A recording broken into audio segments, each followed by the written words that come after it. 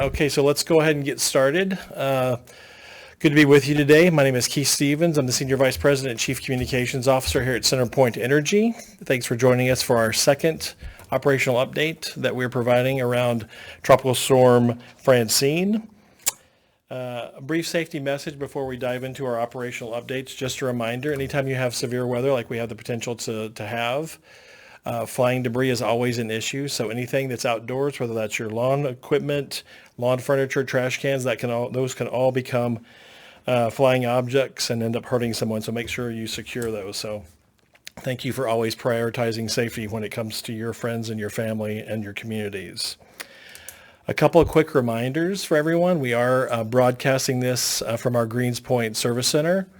But we also are having this over the internet, so we can have media outlets from Louisiana and Mississippi join us as well as anybody that couldn't join us live today. So I want to make sure that that's available to everyone.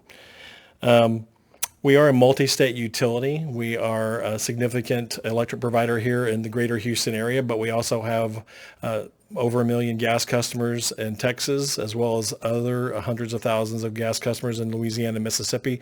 So our update today will be more broad than it was yesterday, as we've seen the track of the storm go to the right a little bit in the Gulf.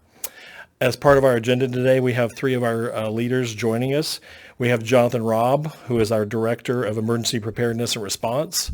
We have Darren Carroll, who's our Senior Vice President of Electric Operations. He also has previously run our gas business. So Darren's going to be giving us an update on both the potential impacts on our electric system here in Texas, as well as gas updates across Texas, Louisiana, and Mississippi. And then finally, we have Tony Gardner, who is our Senior Vice President and Chief Customer Officer, who will talk about everything we're doing to make sure our customers are informed. So we'll go in that order, and they'll each share information about what we're doing to plan, prepare, and respond to Tropical Storm Francine. Before we move into our updates, just a couple of quick reminders that after Beryl, we've taken a number of specific actions to improve our system. We've replaced over 1,000 wooden poles with fiberglass poles that are more storm resistant. We've also cleared 2,000 miles of vegetation from our lines in the greater Houston area. And we've also added 300 devices that increase the reliability of our system. So we've already taken those actions. We've also had a number of other things that are going to be going on over the next many years, and Darren's going to cover some of that. So with those updates, I just want to make sure that you all know how important this is to us. We heard the calls for change after Beryl, and we've been implementing a number of different ones. So let me go ahead and turn to our operational update, and we'll start with Jonathan.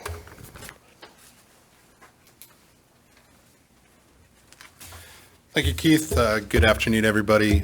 We continue to monitor Tropical Storm Francine. As you know, storms can be unpredictable and the path can change at a moment's notice. So as we get the latest information from the National Hurricane Center and our third-party experts, the track is now a little more to the east, so we will continue to activate our Emergency Operations Center to support our operations across both Louisiana, Mississippi, and Texas as well. So we'll continue those activations, continue that response and coordination across all our footprint of our utility operations.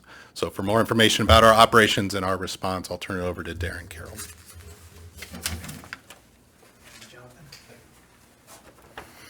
All right, thank you. First, I want to underscore a message we delivered yesterday, which is that following Beryl, we promised our customers and stakeholders that we would strengthen our resiliency and improve our preparedness, and we are committed to doing just that. As the storm tracks east, we are preparing for impacts to both our gas and electric footprints and the millions of customers they serve in Texas, Louisiana, and Mississippi. You can see the extent of the service territory on the slide, and there's a lot of area there on the Gulf Coast that is all in the path potentially of this storm. So we have a plan to address the potential impacts of Tropical Storm Francine in the communities we're privileged to serve.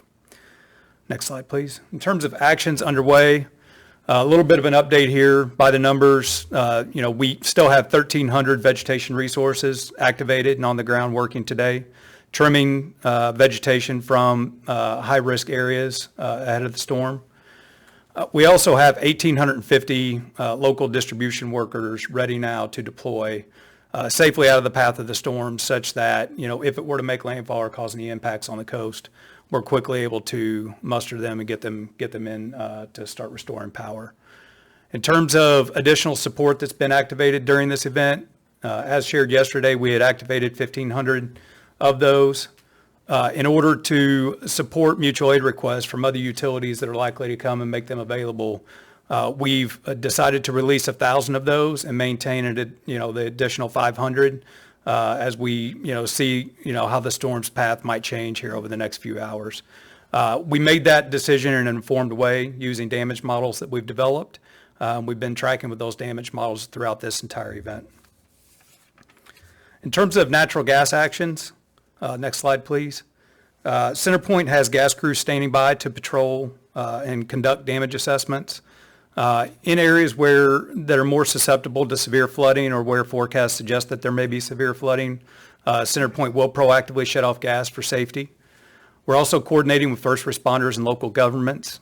And if needed, if anybody was to restore their gas service, we will work to restore that as safely and quickly as possible. Finally, in all 3 states, we remain in close contact with federal, state, county, and city officials and continue to communicate our pre-storm activities and readiness efforts. If there are gas outages, you'll hear from Tony in a minute. If you have any leaks or smell, any leaks, he'll talk to you about how to report those. And with that, I'll hand it over to Tony Gardner.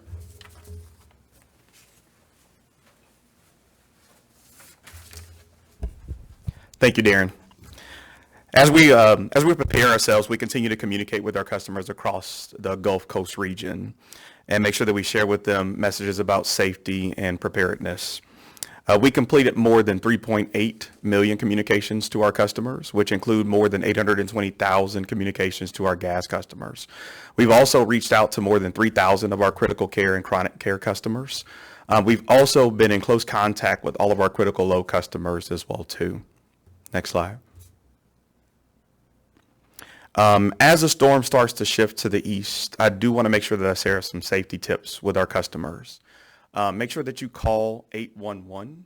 A lot of people may be impacted by the storm, and as you start to go through your restoration activities, it's critically important that everybody makes sure that they're safe. Make sure you call 811 before you start making those repairs to your home, property, and or other needs.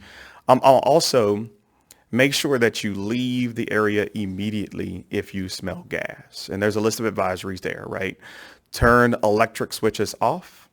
Don't light a match or candle. Use a telephone, including a cell phone. Operate anything that may create a spark or flash of light. Next slide. So customers, if you are experiencing a gas emergency, you can reach out to us in South Louisiana at 800-477-0177. In Mississippi, please contact us at 800-371-5417. And that's for any gas emergency or gas service need that you may have if you've been impacted by Tropical Storm Francine. I also want to make sure that I send a reminder out to all of our customers in our electric service territory to make sure that you sign up for Power Alert services. Everybody needs to make sure when you do sign up that you get a confirmation text message or email, that you respond to that text message or email to make sure that you complete your enrollment. Also, you can sign up multiple people, up to 5 people can receive messages and alerts about what's happening at your premise through Power Alert services. And all of our information in terms of estimated times of restoration are available to you all via Outage Tracker. For additional information, please visit us at centerpointenergy.com. You can also visit us at centerpointenergy.com/Power Alert services to make sure that you sign up for Power Alert services, or follow us on any of our social media platforms for additional information and updates. And with that, I appreciate your time today. I'll turn it back over to Keith.